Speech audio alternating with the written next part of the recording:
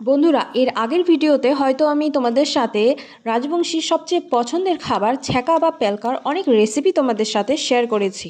তাই আজকে চলে এসেছি নিউ একটা রেসিপি নিয়ে, যেটা রাজবংশীর সবচেয়ে পছন্দের একটা প্রিয় খাবার বলা চলে।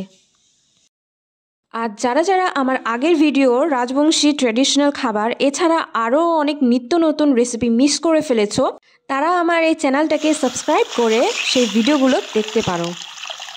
আর ভিডিওটাকে স্কিপ না করে সম্পূর্ণ ভিডিও দেখতে থাকো। এখানে প্রথমে কড়াইয়ে পরিমাণ মতো জল নিয়ে সেটাকে গরম করার জন্য রেখে দেব।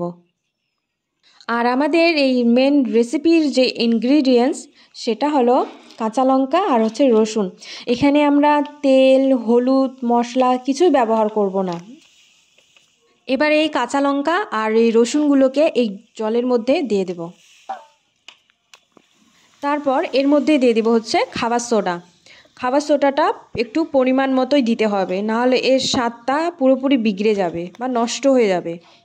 এরপর এর মধ্যে দিয়ে দেব পরিষ্কার করে ধুয়ে রাখা কচুগুলোকে। আর আমরা রাজবংশীরা বেশিরভাগই ছ্যাঁকা পেলকা খেতে খুব পছন্দ করি।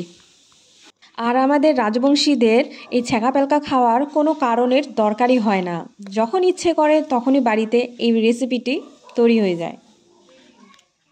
এবার এটাতে দিয়ে দেব স্বাদ মতো লবণ। এবার এটাকে বেশ ভালো করে নাড়াচাড়া করে নেব।